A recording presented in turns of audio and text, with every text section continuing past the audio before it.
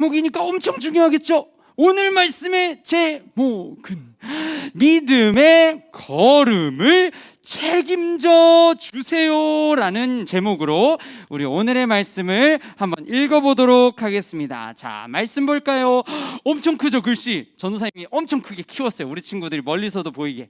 자, 우리 19장 7절이 길어요. 꽤 길어요. 그래서 우리 친구들이 외우기도 쉽고 읽기도 쉽도록 상반절, 전체 절에서 앞부분을 상반절이라고 얘기하거든요. 그래서 상반절만 우리가 오늘 한번 읽어보면 좋을 것 같은데요. 자, 우리 그럼 준비하시고 전도사님이 시작하면 우리가 여호와의 천사가 하면서 같이 읽는 거예요. 그 다음에 맨 마지막엔 꼭 열왕기상 19장 7절 상반절 말씀 아멘까지 하는 겁니다. 자, 그러면 준비하시고 시작! 여호와의 천사가 또 다시 와서 어루만지며 이르되 일어나 먹으라. 열왕기상 19장 7절 상반절 말씀 아멘. 좋아요. 전도사님이 힘이 너무 납니다. 자, 우리 친구들, 오늘은 전도사님이 말씀 이야기를 얘들아 했잖아. 말씀 이야기를 우리 친구들한테 해주기 전에 두 명의 유명한 성경 인물을 소개할 거예요. 근데 이름은 안 알려줄 거예요. 우리 친구들이 맞춰야 돼. 자, 잘 봐야 돼요. 물론 실제 모습은 아니에요. 상상으로 사람들이 한번 그려본 모습이지만 성경 안에 등장하는 유명한 인물 두 명 누구일지 한번 맞춰보도록 하겠습니다. 첫 번째, 짜자잔, 누군지 알 것 같은 사람. 오, 들었어. 지금 두 친구 들었어요. 자, 그럼 이번에는 우리 먼저 들었던 하원이 누굴 것 같아요? 맞아요. 여러분, 지금 친구가 우리 3학년 전화 온 친구가 우리가 얘기해 줬는데 다니엘이라고 하는 성경 인물입니다. 여러분, 다니엘은 어떤 사람이냐면요, 여러분, 이스라엘이 하나님의 말씀을 잘 듣지 않아서 나중에 망하거든요. 근데 망해서 다른 나라의 포로로 잡혀갔는데 그곳에서도 하나님을 멋지게 믿어서 그 나라의 총리, 엄청나게 높은 사람까지 간 사람이 바로 다니엘이에요. 자, 그러면 다음 사람 누군지 한번 우리 친구들 맞춰볼게요. 우리 친구들이 알고 있는 성경 인물들 한번 얘기해봐도 좋아요. 자, 다음 인물, 짜자잔. 무슨 그림일까? 누구를 이야기하는 걸까? 자, 서준이 알 것 같아요. 좋아요. 자, 힌트.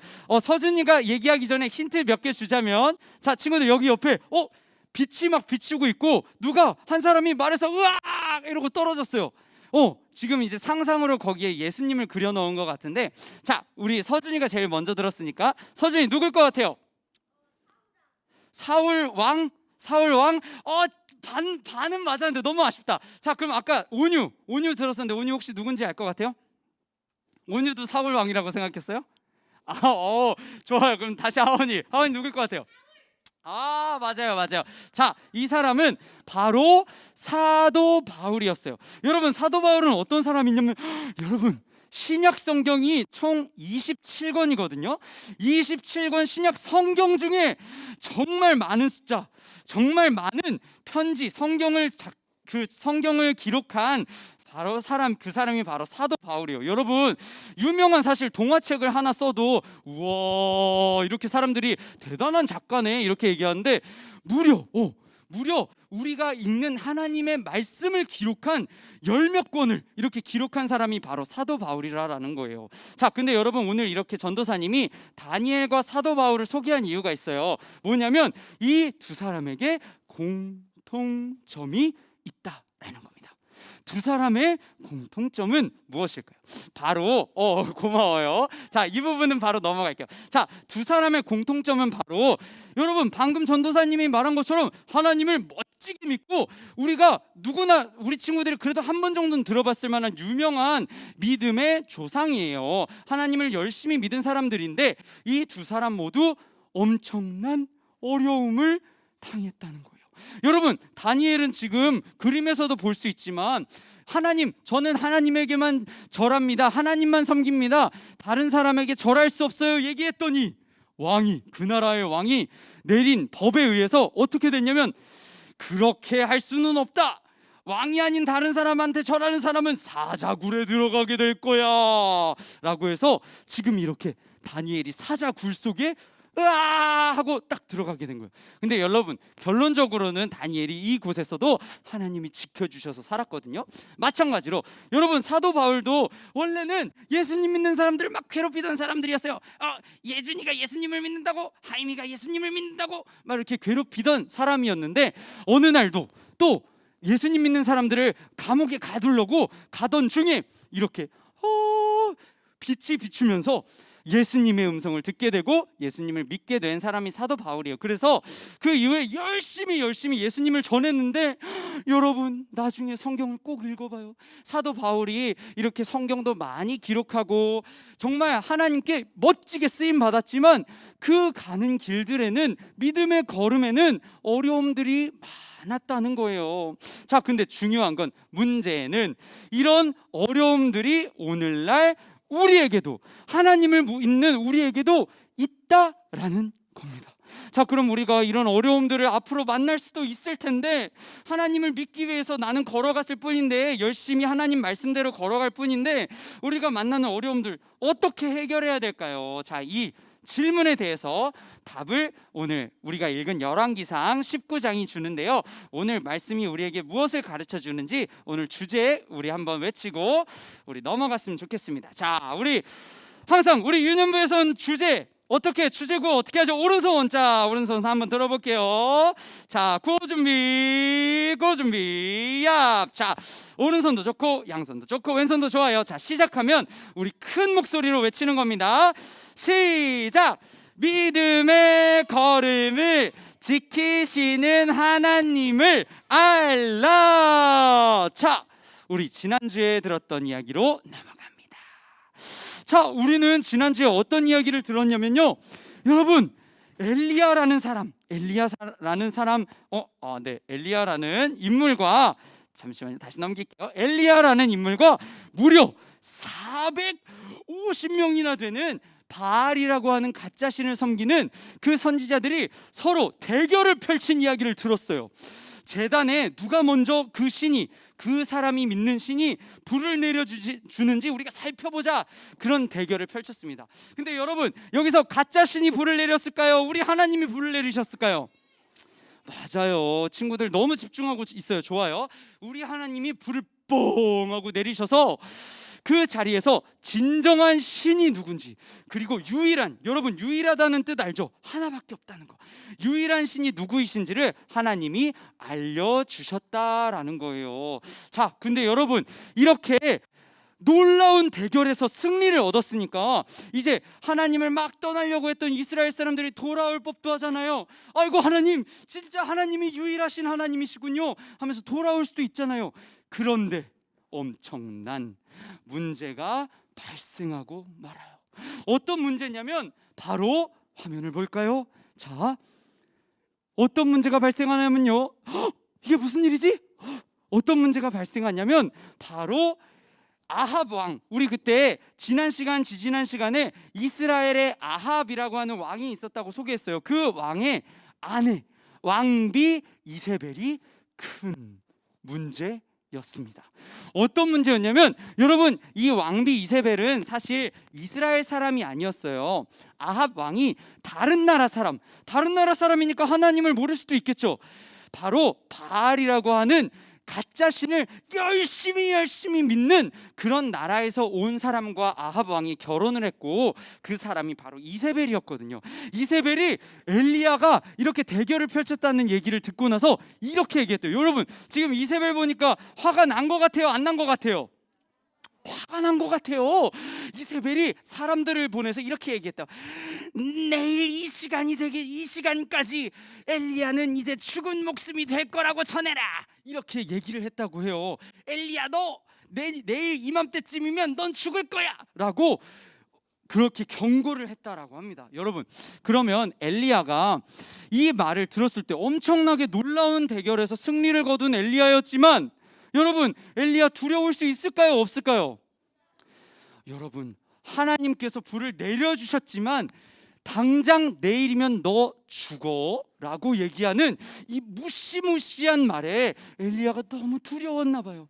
너무 두려워서 그만 이제 이스라엘 저 밑에 끝까지 단숨에 도망을 갔어요. 도망을 가서 거기서도 이제 같이 따라갔던 종에게 넌 여기 있어, 나는 더 내려갈 거야 하면서 이제 광야까지 내려갔다라고 합니다. 이스라엘 맨 밑에까지 내려가서 광야로 내려가서 바로 그 광야에 로뎀나무라고 하는 곳이 나무가 있었는데요. 그 나무 아래에 이제 자리를 잡고 어떻게 얘기했냐면요, 여러분, 얼마나 힘들었으면, 얼마나 무서웠으면 이렇게 얘기했대요.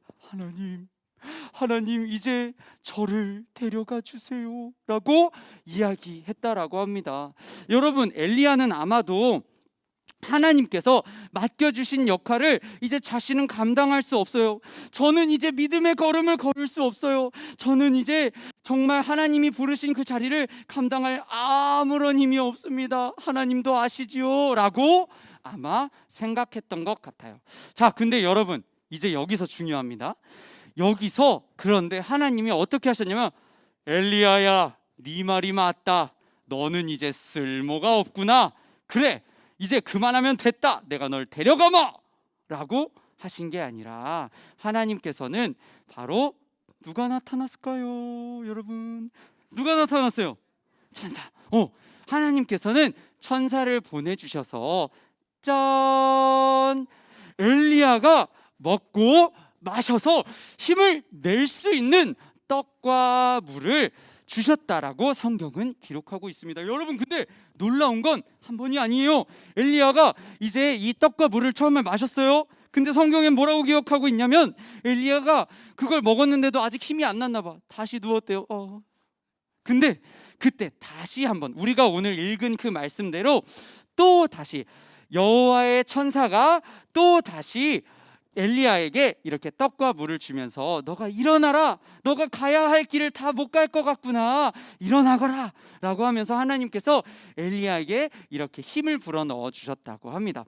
여러분, 그러면 지금 엘리야는 하나님 저는 이제 하나님이 부르신 그 믿음의 길을 갈 수가 없습니다, 데려가 주세요 했는데, 그런 엘리야의 생명을 가져가지 않으시고 오히려 먹고 일어나라 라고 하신 이유가 무엇일까요? 여러분, 그거는 바로 엘리야에게 여전히 엘리야를 통해서 하실 일이 하나님께서는 있으셨다라는 이야기가 아닐까 합니다. 자, 그래서 이렇게 하나님께서 천사를 보내주신 떡과 물을 마신 엘리야는 다시 힘을 내서 일어났어요. 헛 이렇게 일어났어요. 그 다음에 이제 어디로 갔냐면, 옛날에, 아주 먼 옛날에 이스라엘 사람들이 하나님에게 십계명을 받았던 그 산, 신의 산 호렙이라는 그 산으로 이제 막 갔다고 해요. 광야 저 밑으로 가서 거기에 이르렀고, 거기서 새로운 미션, 엘리야야 너에게 새로운 미션을 주겠다라고 하는 하나님의 말씀을 직접 들었다고 합니다. 이렇게 말이죠. 엘리야야, 너는 가서 북이스라엘에 새로운 왕을 세우고 내 뒤를 이을 선지자로 엘리사를 세워라 라는 새로운 미션을 주셨다고 합니다. 여러분, 엘리야가 만약에 아까 그 광야에서 로뎀나무 밑에서 하나님 데려가 주세요 했을 때, 여러분, 하나님이 그때 엘리야를 데려가셨다면 이런 하나님의 멋있는 미션을 듣지도 못했을 거예요, 받지도 못했을 거예요. 하지만 하나님께서는 엘리야, 아니야, 내가 너를 다시 일으켜줄게, 다시 일으켜주고 너에게 또 멋있는, 너가 해야만 하는 미션을 너에게 주도록 할게 라고 이야기하셨다라는 겁니다. 자, 그러면 우리가 오늘 친구들, 자, 정리할게요. 우리가 오늘 들은 이 엘리야의 이야기 한 화면으로 정리해봤어요. 여러분, 엘리야가 처음에 450명이나 되는, 여러분 얼마나 시끄러웠겠어요. 450명이나 되는 가짜 신을 섬기는 사람들과의 대결에서 멋지게 승리했어요. 하지만 멋지게 승리한 거는 잠깐이고, 이제 내일이면 널 죽이겠다라고 하는 그 이세벨의 경고, 경고에 두려워서 결국에는 우리 친구들이 아래에 보는 것처럼 로뎀나무 밑으로 이스라엘 저 밑에까지 도망가서 거기서 하나님 이제 저를 데려가 주세요라고 얘기했던 엘리야 이야기를 우리가 들었습니다.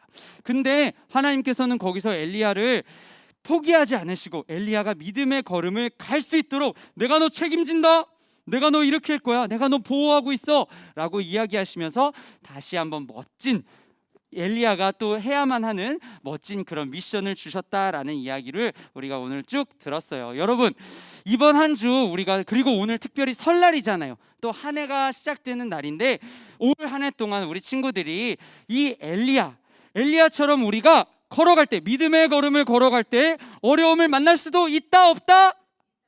있다. 엘리야처럼, 여러분 우리가 아까 처음 봤던 다니엘처럼, 사도 바울처럼, 엘리야처럼 우리도 하나님 사랑해요 하면서 하나님 말씀 따라서 친구들이랑 사이좋게 지내려고 하고 부모님 말씀 잘 들으려고 하지만 그러다가도 어려움을 만날 수 있다라는 거예요. 하지만 우리 친구들 마지막으로 꼭 기억했으면 좋겠는 건, 그렇지만 그런 어려움을 겪은 엘리야에게 찾아가서 엘리야야 내가 있어 얘기해 주신 하나님이 우리 친구들에게 늘 함께 하신다는 걸 우리 친구들이 기억했으면 좋겠습니다. 그래서 그렇게 이번 한 주도, 이번 1년도 우리 친구들이 씩씩하고 멋지게 엘리야처럼, 다니엘처럼, 사도 바울처럼 멋진 하나님을 믿는 어린이들로 또 올 한 해 자라가기를 축복합니다. 자, 그러면 우리 오늘 들었던 이야기를 기억하면서 우리 기억하면서 우리 마지막으로 구호 외치고 우리 오늘 모든 예배를 마치도록 하겠습니다. 자,